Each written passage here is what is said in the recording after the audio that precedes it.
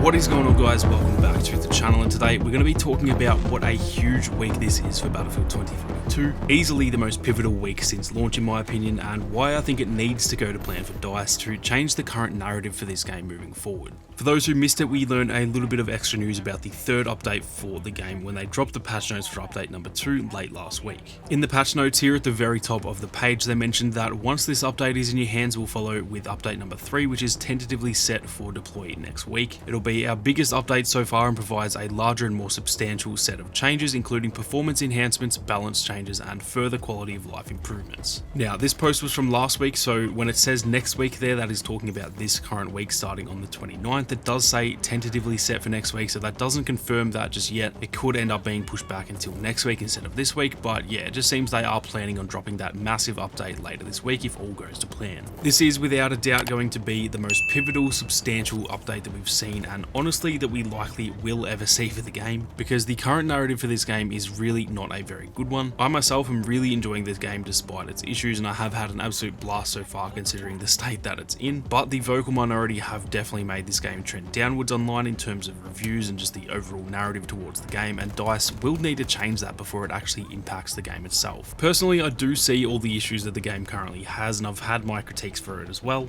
I've made a few videos now on the more negative side of the game, so I don't want to make it sound like I think it's perfect, but I do personally think that the narrative that's been set for 2042 is an enormous overreaction by the fan base and just the gaming community in general, and you can really tell who's never been involved with a Battlefield or a DICE launch before, because people are sort of acting like this is the first video game that's ever been launched in a pretty shit state. Now, despite me thinking that it's an overreaction, because I personally just fail to see how it's possibly like a 1 out of 10 game as many people are saying that it is, the thing is that the actual critiques it's getting are real review bombs or not. The game isn't optimized very well, there are some game breaking bugs, there are weapon imbalances, there are balancing issues with certain modes and maps, there are imbalances with certain vehicles, and there are plenty of things that people just really don't like in terms of the specialists and, you know, no scoreboard and no server browser. Like, people are definitely overreacting about how bad the game is, but what they're actually saying about the game isn't an overreaction. Those things are factual issues with the game, there's no opinion about it. Now, like I said, the ball is in DICE's court at this point. Everything they've said they're fixing in this update looks great, and I'm definitely excited to play the game without some of those really frustrating bugs, but just because they've said they're fixing it doesn't mean it's fixed. It needs to be implemented as they promised, because if this update doesn't fix certain bugs or introduces more bugs, then I do think the game is actually in a bit of hot water after the start that it's had. While I do think the community has overreacted about the launch of the game, there's really no way that you can argue that it is an overreaction. Everything that people are saying about the game and its issues, they're all real critiques, they're all valid points, as much as they might be blown up a little bit bigger than they need to be. If DICE can stamp out the large majority of people's issues with the game, that makes many of those real critiques and real reviews essentially void, and they'll begin to correct the narrative direction of this game, which they need to do before it causes too much damage. Look at a game like Star Wars Battlefront 2. That game had one of the most controversial launches of all time, and it had such a shit narrative from the get-go. Everyone labelled it as a pay-to-win disaster, and really there was nothing you could say about it because that was legitimate. The game was a disaster at launch. With that being said, DICE removed the pay-to-win elements before launch, they revamped the entire progression system, they added the content that people wanted to play, and after maybe a year or so of the game being out, the narrative had changed quite a bit. Many people still thought of it as pay-to-win, but the majority of people playing it really liked it now. After the second year of live service, the narrative had literally done a complete 180. It became one of the most loved Star Wars games ever. It was getting re-reviewed by the likes of IGN because of how drastically it had changed, and that all started from the beginning when they set the tone early and decided to stick with the game and fix it. Now, in complete contrast of that situation, look at Cyberpunk 2077. That game also had one of the most controversial launches of all time, and to this very day, pretty much fuck all has been done about it. They've done a few updates, they've fixed some of the glaring issues, but the game is still a disaster, and so even at this point, if they do turn it around in another 2 years from now, for example, to me, the damage is done. That game will just never recover from the launch simply because they didn't start to fix it fast enough. DICE should see these two examples and realize that, yeah, 2042 is in a rough spot at the moment, but if we get to it ASAP and begin to change the narrative, then it can still go down as one of the greatest Battlefield games ever.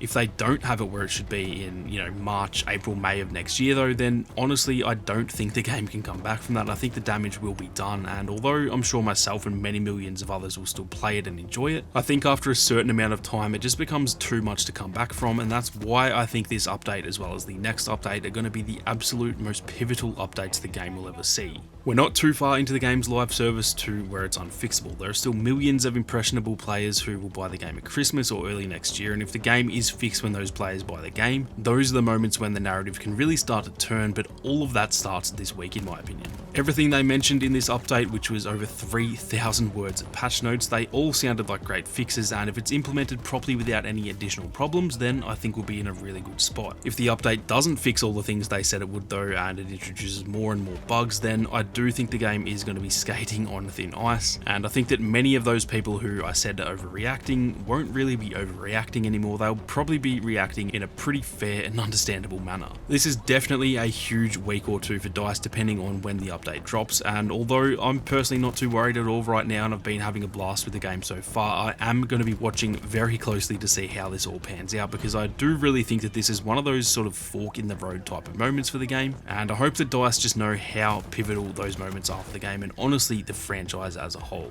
I'm keen to hear what you guys think of this though, whether you think maybe I'm the one overreacting now or whether you agree with me, so be sure to leave your thoughts down in the comments. This is no doubt a very divisive discussion right now in the community. If you enjoyed the video, then be sure to leave a like down below, and if you are new, then consider subscribing to the channel with those notifications on. If you guys want to support the content that I make here on YouTube, then consider becoming a channel member. But with that being said, thank you all very much for watching. You guys have a great day, and I'll see you all out there on the battlefield.